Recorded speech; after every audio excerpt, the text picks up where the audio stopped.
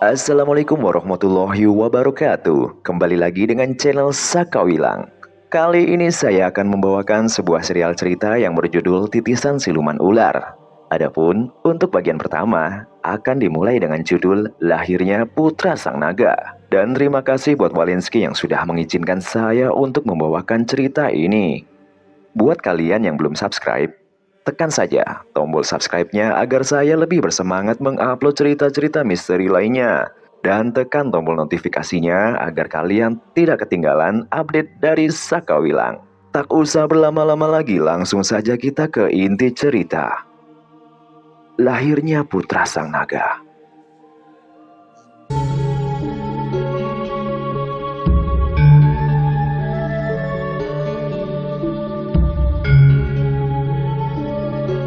Nampaknya semua telah siap, ujar Warsito pelan berbicara pada dirinya sendiri. Dipandanginya seluruh ruangan gua itu. Sudah 2 hari, dirinya sibuk keluar masuk gua yang ada di tengah hutan di kaki gunung yang terkenal angker seantero Pulau Jawa ini.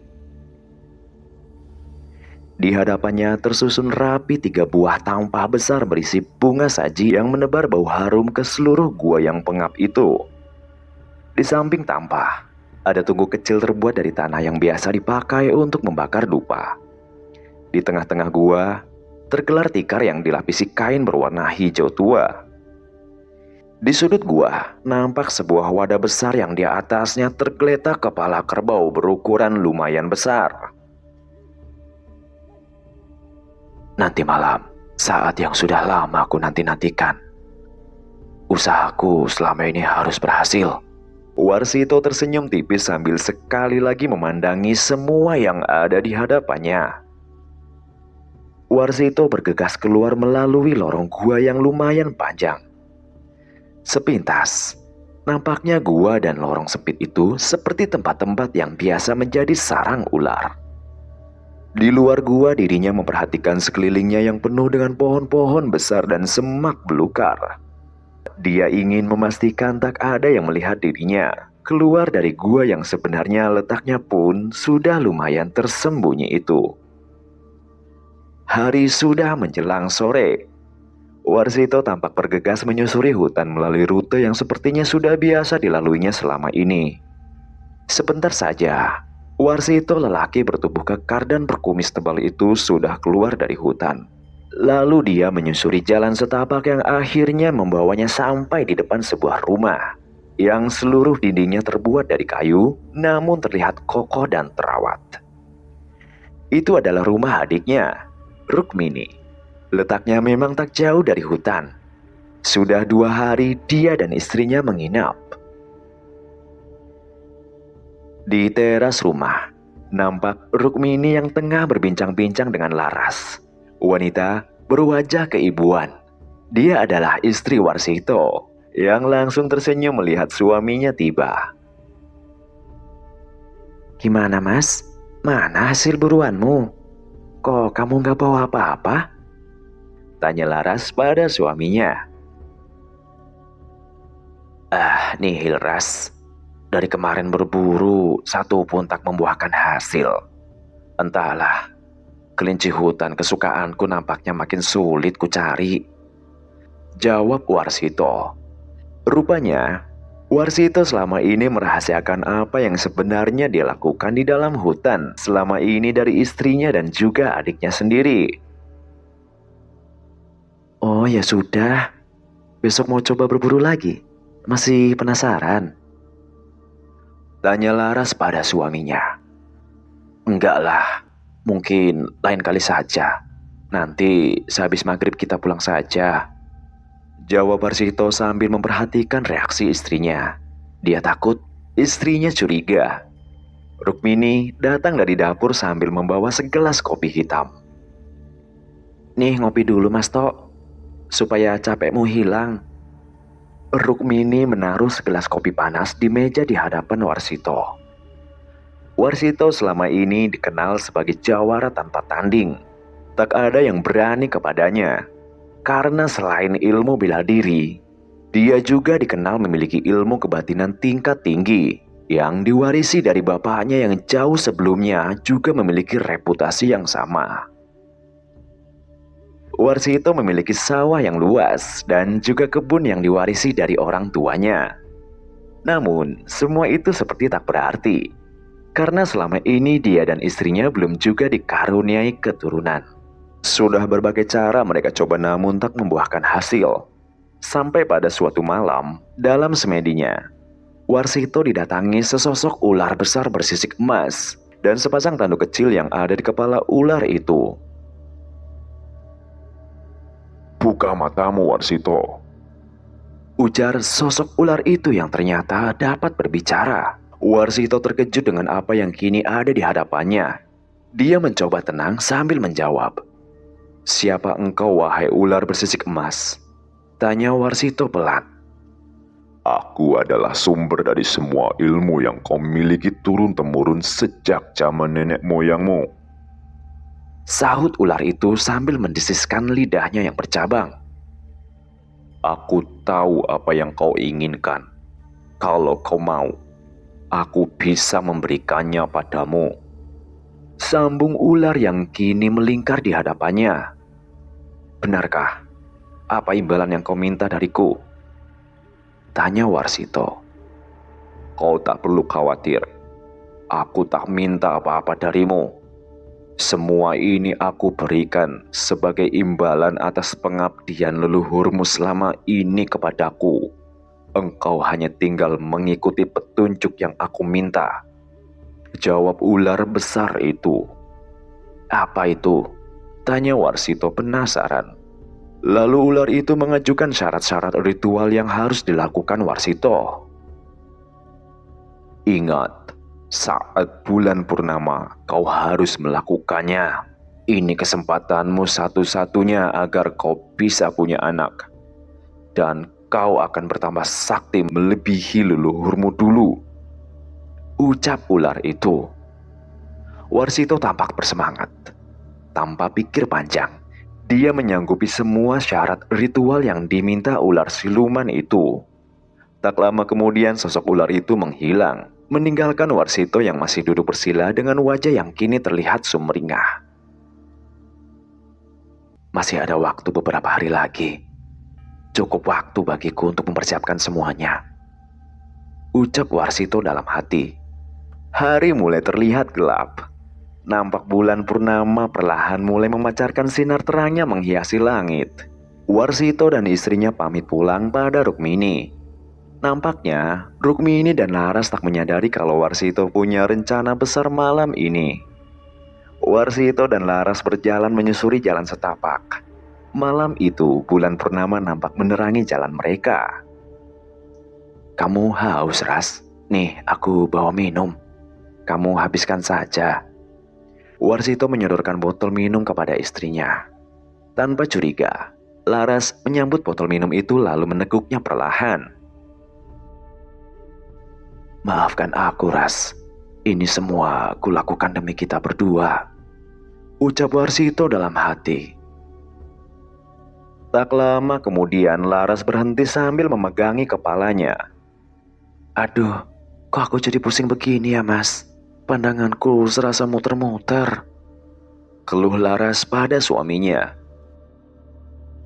"Mungkin kamu kelelahan. Memang kamu dan Rukmini ngapain aja selama aku berburu di hutan?" tanya Warsito. Laras tak menjawab. Warsito dengan sigap memegangi tubuh istrinya agar tidak jatuh. Lalu dengan tangannya yang kekar, Warsito membopong istrinya yang pingsan masuk ke dalam hutan. Warsito berjalan hati-hati sambil memperhatikan sekelilingnya takut ada orang yang melihatnya. Tak lama kemudian, dia sampai di depan mulut gua, lalu bergegas membawa istrinya masuk ke dalam. Dibaringkannya tubuh istrinya di atas tikar beralaskan kain hijau yang sudah dipersiapkannya tadi. Dengan hati-hati dia membuka seluruh pakaian istrinya sampai tak ada sehelai benang pun yang menempel. Lalu diambilnya tampah berisi bunga sesaji, disebarkan ke sekujur tubuh istrinya itu. Tak lama, lalu duduk bersila dan kemudian membakar dupa yang ada di dalam tungku. Mulutnya sibuk komat kamit. Entah apa yang diucapkan lelaki itu. Dia tampak serius sambil memejamkan mata. Tak lama kemudian, muncul sosok ular besar bersisik emas dari lorong gua. "Hai Warsito, apa engkau sudah siap?" tanya ular itu kepada Warsito yang masih sibuk komat kamit. "Iya, aku sudah siap," jawab Warsito dengan mantap. Lalu, ular itu perlahan merayap ke arah Warsito. Tak lama kemudian ular besar bersisik emas itu nampak melilit tubuh Warsito yang masih duduk bersila tanpa busana.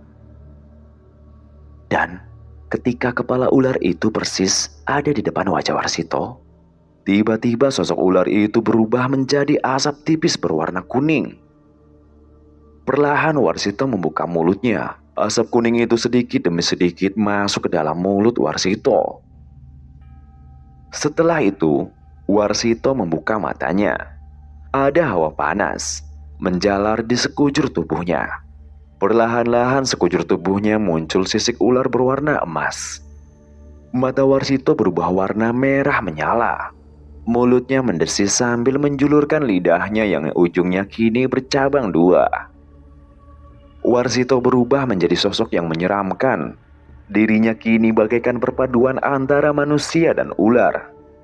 Perlahan-lahan dia bangkit, mendekati Laras yang masih tertidur dengan bertaburkan berbagai jenis bunga sesaji di sekujur tubuhnya. Warsito yang kini sudah dirasuki siluman ular itu, duduk persis di samping Laras yang masih tidak bergerak. Napasnya terlihat turun naik. Lelaki itu memandangi tubuh Laras yang ada di hadapannya, sambil lidahnya terus menjulur-julur mengeluarkan suara berdesis. Lalu dia mendekatkan kepalanya ke tubuh Laras. Dengan perlahan, dijilati sekujur tubuh wanita itu dengan lidahnya yang bercabang itu dari atas kepala sampai kaki. Singkat kata, malam itu di dalam gua, Warsito menyelesaikan ritualnya dengan kondisi istrinya yang tetap diam tak bergerak. Setelah selesai melakukan hal itu, Warsito kembali duduk bersila di tempatnya semula. Mulutnya terbuka. Perlahan ada asap kuning yang keluar dari mulut dan hidungnya. Asap kuning itu berkumpul dan kemudian berubah menjadi sosok ular besar bersisik emas yang kini melingkar persis di hadapan Warsito. "Sudah aku laksanakan semua syarat yang kau minta.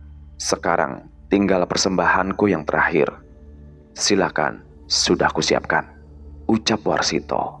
Ular itu seperti paham apa yang dimaksud Warsito. Lalu perlahan merayap menuju sebuah wadah besar yang di atasnya tersaji sebuah kepala kerbau yang berukuran besar. Tanpa menunggu lama, ular itu membuka mulutnya lebar-lebar. Dengan cepat, kepala kerbau itu masuk ke dalam mulutnya lalu berpindah ke bagian perut yang kini nampak membesar. "Bagus Warsito, ku terima semua persembahanmu. Ritual ini selesai sampai di sini. Kau boleh pulang," ucap ular itu lalu pergi meninggalkan gua. Warsito nampak tersenyum puas, lalu bergegas memakai pakaiannya kembali. Tak lupa juga dia memakaikan kembali pakaian Laras yang sepanjang ritual hanya diam seperti tertidur. Setelah selesai semua, lalu dibopongnya tubuh istrinya keluar gua. Sesampainya di luar, dia kembali memandang sekeliling memastikan tak ada orang yang melihatnya keluar dari situ. Dia membopong istrinya kembali ke rumah dengan hati yang bahagia karena usahanya berhasil dengan baik. Waktu berlalu, berita kehamilan Laras dengan cepat menyebar ke seluruh penjuru desa. Karena semua penduduk sekitar sana tahu kalau pasangan Warsito dan Laras telah lama menikah, tapi belum juga memiliki keturunan. Siang itu Warsito duduk di teras rumahnya didampingi istrinya yang sedari tadi duduk sambil terus mengelus-ngelus perutnya yang kini semakin membesar. Wajah keduanya tampak sangat bahagia. Akhirnya keinginan mereka selama ini akan segera terkabul. "Mas, semalam aku bermimpi buruk lagi. Mimpi yang sama seperti yang sudah-sudah. Aku jadi khawatir, Mas," ucap Laras memulai pembicaraan. Iya, sejak mengandung, hampir setiap malam Laras bermimpi didatangi sesosok ular besar bersisik emas yang selalu datang dan menjilati perutnya. Ah, itu kan cuma sekedar mimpi, tak usah kau pikirkan. Lagi pula ada aku yang akan selalu melindungimu dan calon anak kita ini.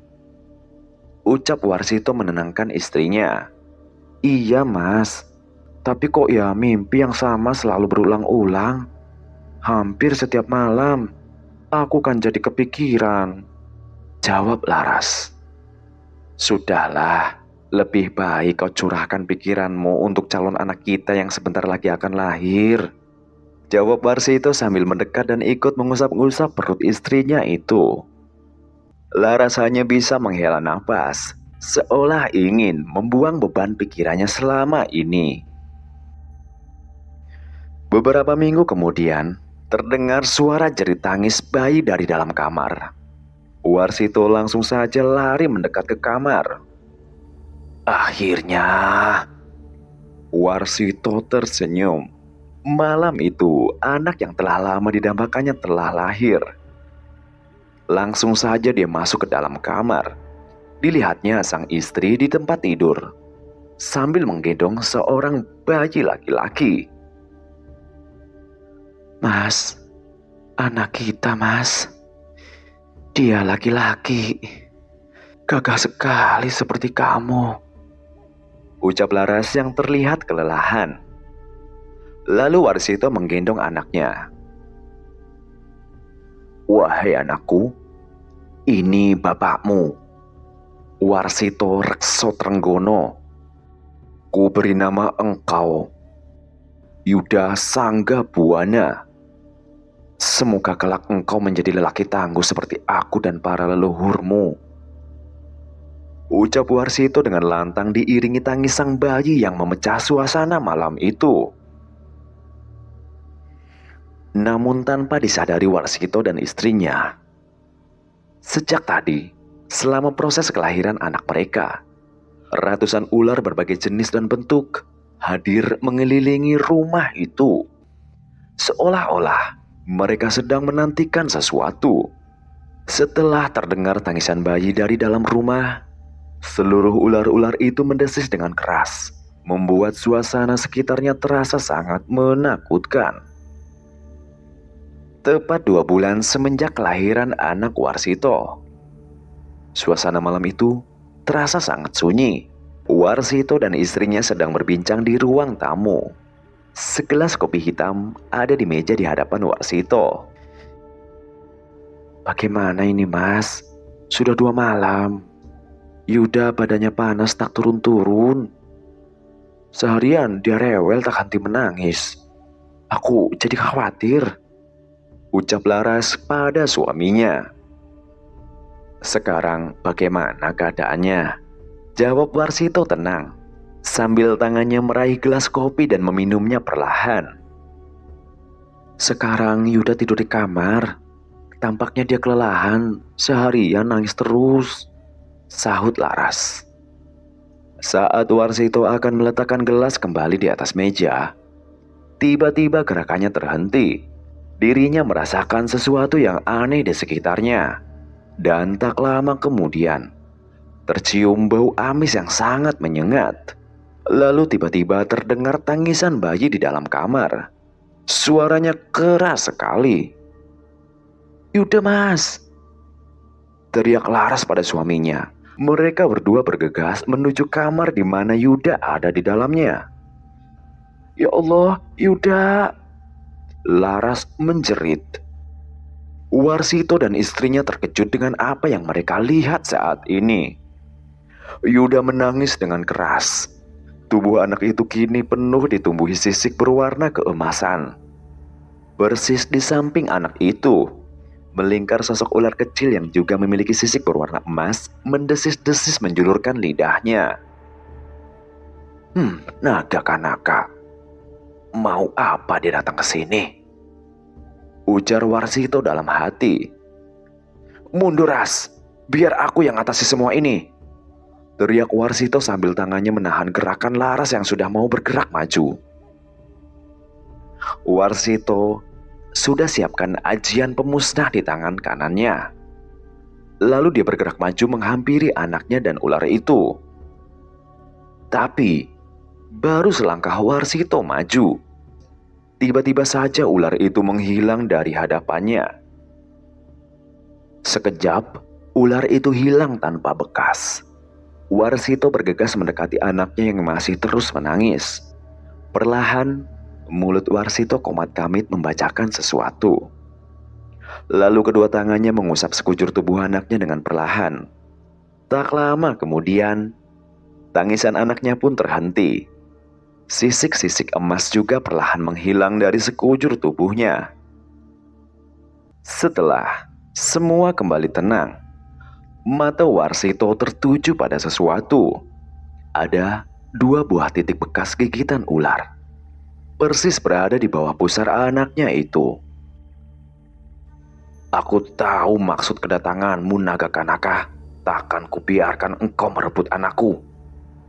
Warsito bergumam pelan. Laras tiba-tiba maju dan langsung memeluk anaknya erat-erat. Kejadian malam itu takkan pernah bisa mereka lupakan seumur hidup. Waktu pun cepat berlalu. 20 tahun kemudian. Yuda anakku, sudah cukup nak. Tapamu telah sempurna, bangunlah. Ucap Warsito pada pemuda yang duduk semedi di hadapannya. Pemuda itu membuka mata lalu perlahan bangkit dari duduknya. Dia adalah Yuda, yang telah tumbuh menjadi seorang pemuda gagah dan berbadan kekar. Lalu dia menunduk memberi hormat pada bapaknya.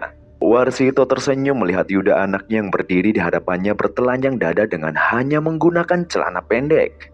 Nampak 2 buah titik hitam terlihat jelas persis di bawah pusarnya. Yuda, ilmumu telah sempurna. Semuanya telah kuajarkan dan kuwariskan kepadamu. Kelak, engkau juga harus mewariskannya kepada keturunanmu. Ucap Warsito sambil memegang pundak anaknya. Sekarang, mari kita pulang. Ibumu menanti di rumah. Sambung Warsito lagi. Mereka berdua berjalan beriringan menyusuri jalan setapak menuju desa tempat tinggal mereka. Warsito senang. Rasa khawatir yang menghantuinya selama ini seakan sudah berkurang. Semua ilmuku telah kuwariskan padanya. Anakku akan menjadi seorang lelaki hebat tanpa tanding. Bahkan mungkin dia jauh lebih hebat dariku. Dan Warsito pun membatin. Selama ini aku bersusah payah menjaganya agar sang naga kanaka tak bisa merebutnya dariku. Semoga kedepannya dia mampu menjaga dirinya sendiri. Lanjutnya dalam hati. Bapak kok melamun? Tanya Yuda pada bapaknya yang berjalan di sampingnya. Ah, nggak apa-apa. Perut bapak sudah lapar. Sudah terbayang daging kelinci hutan masakan ibumu di rumah. Jawab Warsito sambil tersenyum. Akhirnya mereka sampai di rumah. Bu, aku pulang. Teriak Yuda di depan pintu rumah. Laras muncul sambil tersenyum. Dipeluknya anak itu lalu dicium keningnya. Alhamdulillah, kamu sehat Yud. Ibu khawatir sekali sama kamu. Ucap Laras membelai rambut anaknya itu. Aku baik-baik saja bu. Tapi aku lapar sekali. Aku kangen masakan ibu. Jawab Yuda. Ya sudah, kamu mandi dulu. Nanti ibu siapkan makanan untukmu ya. Balas Laras sambil tersenyum. Hari demi hari berlalu. Nampak Laras terbaring lemah di tempat tidur. Wajahnya pucat, tubuhnya kini semakin kurus. Sudah beberapa bulan ini Laras sakit-sakitan. Warsito dan Yuda setia mendampingi dan merawat Laras yang keadaannya semakin memburuk. Warsito nampak duduk melamun. Dia tak habis pikir. Seluruh kemampuannya telah dikerahkan untuk mengobati istrinya, tapi tak membuahkan hasil. Penyakit kanker itu terus menggerogoti tubuh istrinya. Dan beberapa bulan kemudian, Laras wafat, meninggalkan Warsito dan Yuda yang sangat terpukul. Kini tinggal mereka berdua tinggal di rumah besar itu. Sampai pada hari itu, suasana malam itu sangat sunyi. Warsito nampak duduk termenung di teras rumah. Pandangannya nampak jauh menerawang ke depan. Yuda datang lalu duduk di samping bapaknya. Diperhatikan wajah bapaknya yang semakin menua. "Bapak nggak makan?" Yuda bertanya pelan. "Bapak nggak lapar, Yud?" jawab Warsito. Tapi belum lanjut pembicaraan mereka, tiba-tiba wajah Warsito berubah tegang. Perlahan semilir tercium bau yang sudah lama tak diciumnya. Bau amis ular. "Akhirnya setelah sekian lama ini dia datang juga," ucap Warsito di dalam hati. Yuda heran melihat perubahan sikap bapaknya itu. Tapi dia juga merasakan sesuatu yang aneh. Dan juga bau amis yang terasa sangat familiar baginya. "Siap-siap, Yud. Nampaknya malam ini kita kedatangan tamu," ucap Warsito sambil bangkit dari duduknya. Tiba-tiba saja, dari balik kegelapan malam, muncul sesosok pria tinggi besar mengenakan baju layaknya seorang raja, dengan mahkota emas berbentuk ukiran ular yang melingkar di kepalanya. "Warsito, malam ini aku datang menjemput putraku. Sebaiknya engkau tak usah menghalangiku," ucap lelaki itu sambil bertolak pinggang menunjuk ke arah Yuda. "Wahai naga kanaka, kita memang punya urusan yang belum selesai. Tapi malam ini aku sedang tak bernafsu meladenimu. Aku masih berduka dengan kematian istriku," jawab Warsito. Pria berbaju kerajaan itu pun menjawab, "Selama ini kubiarkan engkau merawat dan membesarkan putraku. Sekarang sudah tiba saatnya dia ikut denganku. Tapi baiklah, kuturuti keinginanmu. Lagi pula, istrimu telah berjasa merawat putraku. Tapi 2 hari dari sekarang, kau harus mengantarkannya kepadaku, atau kau terima akibatnya." Usai berkata, pria itu lenyap di telan gelapnya malam. Yuda nampak terkejut mendengar pembicaraan kedua orang tadi. Matanya langsung tertuju kepada bapaknya yang masih berdiri dengan tangan mengepal dan terlihat marah. "Pak, apa maksud omongan orang itu tadi? Siapa dia? Kenapa dia sebut aku sebagai putranya?" tanya Yuda bertubi-tubi. "Sini mendekat, Yud. Mungkin inilah saatnya kamu tahu apa yang sebenarnya Bapak rahasiakan darimu, bahkan juga ibumu. Bapak pikir engkau sudah cukup dewasa untuk tahu yang sebenarnya," ucap Warsito sambil duduk kembali di kursinya. Malam itu Warsito menceritakan kepada Yuda semua rahasia yang selama ini terpendam. Yuda nampak mendengar dengan hikmat, sambil sesekali wajahnya nampak terkejut mendengar tuturan rahasia yang selama ini disimpan bapaknya rapat-rapat. "Begitulah, Yud. Selama ini dia berusaha merebutmu. Dia tak pernah kubiarkan, karena kau adalah anakku, darah dagingku. Tak mungkin kubiarkan siluman itu merebutmu dariku," kata Warsito pelan kepada Yuda yang masih diam seolah tak percaya oleh kisah yang barusan didengarnya. "Aku tak sudi ikut siluman itu. Bagiku, bapak dan ibu adalah satu-satunya orang tua yang aku sayangi." "Lantas selanjutnya bapak mau apa?" ucap Yuda panjang sambil tangannya mengepal.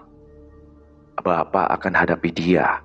Semua ini harus diakhiri.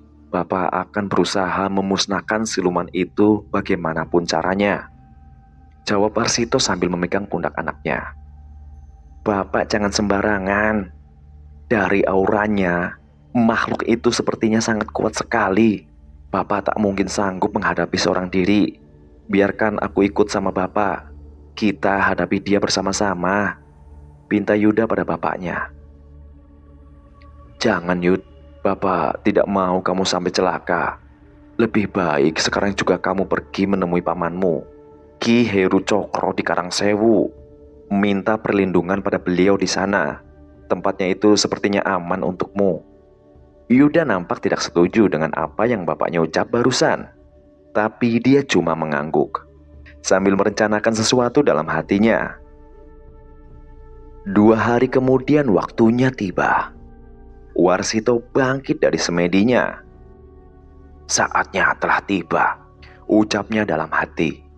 Lalu dia bangkit meninggalkan rumahnya yang terasa sunyi semenjak kematian istrinya.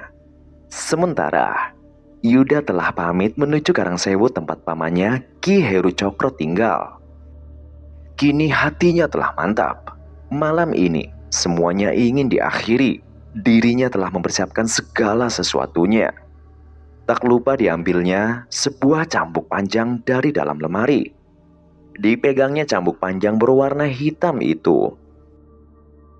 Cambuk Ki Amok Geni, senjata andalan warisan leluhur. Bantulah aku menghadapi semuanya, ucap Warsito perlahan. Setelah semuanya siap, dirinya melangkah keluar rumah. Dipandanginya rumah besar warisan orang tuanya itu. Selamat tinggal semuanya. Mungkin ini terakhir kali aku menginjakkan kaki di rumah ini, ucap Warsito dalam hati sambil memandangi rumahnya. Lalu dia melangkahkan kakinya meninggalkan tempat itu dengan perasaan hati yang sedih.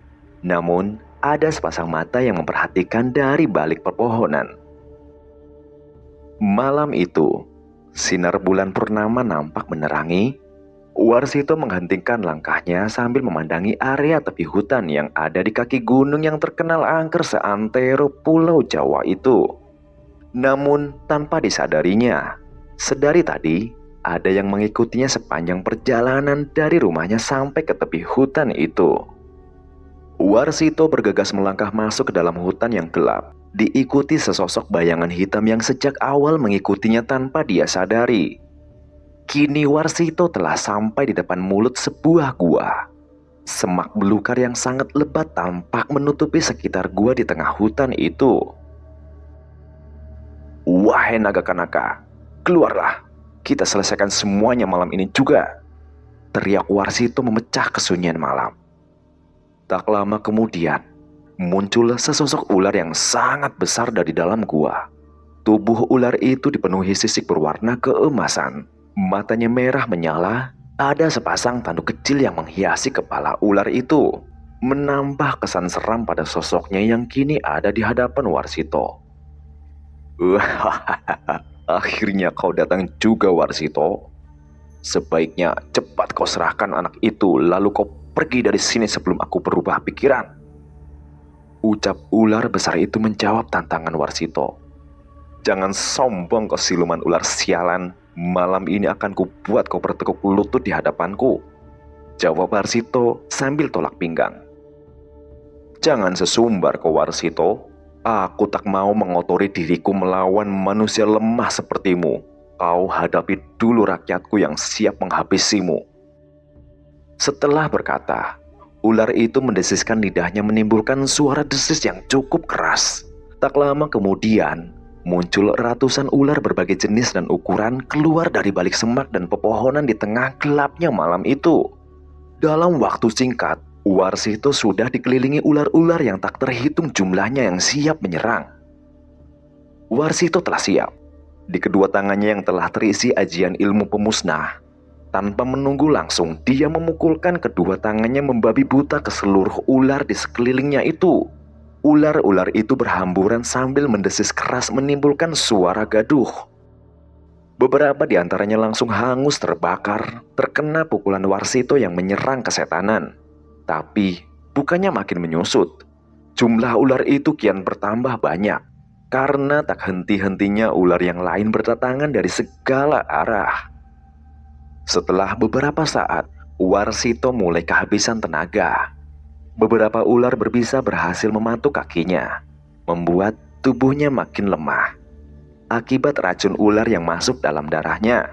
Akhirnya, Warsito melompat menjauh dari ular-ular yang mengelilinginya itu. Sekujur tubuhnya panas dingin akibat racun-racun ular yang beberapa kali berhasil menggigitnya.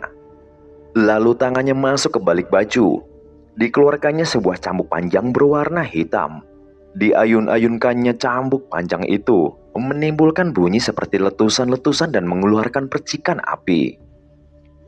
Ayo, maju kalian semua ular-ular jahanam. Aku basmi kalian semua sekaligus, teriak Warsito sambil memutar-mutar cambuk itu di atas kepalanya.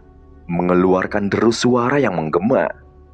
Warsito melompat ke arah ular-ular yang ada di hadapannya. Cambuknya mengeluarkan kobaran api yang sangat panas. Dia bagaikan sedang menggenggam halilintar di tangannya. Dia menyabetkan cambuk Ki Amok Geni itu ke arah kumpulan ular yang ada di depannya. Kilatan kobaran api menerangi hutan yang tadinya sangat gelap itu. Dengan beberapa kali sabetan saja, hampir setengah jumlah ular-ular itu hangus lalu menjadi abu. Sebentar saja, ular-ular yang tadinya tak terhitung jumlahnya itu habis tersapu, hangus, terbakar jadi abu terkena amukan sabetan cambuk Ki Amok Geni yang dahsyat itu. "Hai, siluman ular sialan, sekarang giliranmu!" teriak Warsito sambil melompat ke arah naga Kanaka yang juga siap menyerang sambil mendesis kencang. Benturan sabetan cambuk api ke tubuh naga Kanaka menimbulkan percikan api dan bunyi dentingan seperti logam yang berbenturan. Warsito terus menyabetkan cambuk apinya ke arah tubuh dan kepala naga Kanaka. Tapi cambuk api maha dahsyat itu tak mampu melukai ular siluman itu yang sisik emasnya seakan keras bagaikan baja. "Keluarkan seluruh kemampuanmu, manusia tak tahu diri!" teriak sang siluman ular sambil tak hentinya mendesis. Warsito terkejut. Dirinya seakan tak percaya kalau cambuk sakti andalannya seperti tak ada artinya di hadapan musuhnya itu. Wajahnya mulai terlihat khawatir. Lalu tiba-tiba ular besar itu menggerakkan ekornya ke arah Warsito yang membuat pria itu terpental jatuh ke tanah. Cambuk api lepas dari tangannya. Dengan gerakan cepat sebentar saja, tubuh Warsito sudah ada di dalam lilitan ular itu. Bunyi tulang tubuh Warsito remuk dalam lilitan siluman ular itu. Warsito menjerit kesakitan. Lalu naga Kanaka membuka mulutnya lebar-lebar. Posisi mulutnya persis ada di atas kepala Warsito, siap menelan pria malang itu. Tiba-tiba, sebuah hantaman keras mengenai kepala ular siluman itu. Naga Kanaka terkejut. Kini di hadapannya hadir seorang pemuda kekar yang berdiri dengan posisi kuda-kuda siap tempur. "Lepaskan bapakku, dasar kau siluman ular jahanam!" Yuda berteriak sambil menyiapkan serangan berikutnya. Warsito terkejut. Dirinya yang masih ada dalam lilitan naga Kanaka berteriak lemah. "Yuda, apa yang kau lakukan di sini, nak? Cepat pergi tinggalkan tempat ini," ucapnya pelan menahan sakit. "Akhirnya kau datang juga, putraku. Telah lama ku nantikan kehadiranmu di sini," ucap naga Kanaka. "Wih, siapa yang sudi ikut dengan ular siluman sepertimu? Cepat lepaskan bapakku," teriak Yuda membalas. Rupanya dari awal, Yuda tak pernah berangkat ke tempat pamannya di Karangsewu. Diam-diam dia mengikuti bapaknya sampai ke dalam hutan angker ini. "Aku tak mungkin melukaimu, wahai putraku. Lebih baik engkau diam di situ dan saksikan aku melumat habis manusia sialan ini," jawab naga Kanaka. Lalu dari mulut ular siluman itu keluar asap kuning yang dihembuskan ke arah Yuda. Sesaat kemudian, Yuda sudah dikelilingi asap kuning itu. Kepalanya langsung terasa pusing. Tubuhnya kaku tak sanggup bergerak. Lalu ambruk dengan mata yang masih sanggup melihat walau dengan samar-samar. Yuda yang tergeletak tak berdaya akibat pengaruh asap kuning tadi menyaksikan pemandangan yang mengerikan sekaligus memilukan. Perlahan naga Kanaka menelan bapaknya dari mulai kepala sampai seluruhnya masuk ke dalam mulut siluman ular itu. Yuda menjerit memanggil-manggil bapaknya, tapi tak ada suara yang keluar dari mulutnya. Perlahan air mata menetes dari sudut matanya. Tak dapat disangka, dia kini menyaksikan ajal bapaknya yang tewas mengenaskan persis di hadapannya, dan dia tak mampu melakukan apa-apa. Namun tiba-tiba muncul pria berjubah putih dengan sorban di kepalanya. Dia melompat lalu membopong Yuda di pundaknya. kemudian bergerak cepat meninggalkan tempat itu. Tak lama, Yuda pun pingsan tak sadarkan diri di punggung orang itu. Entah mau dibawa kemana.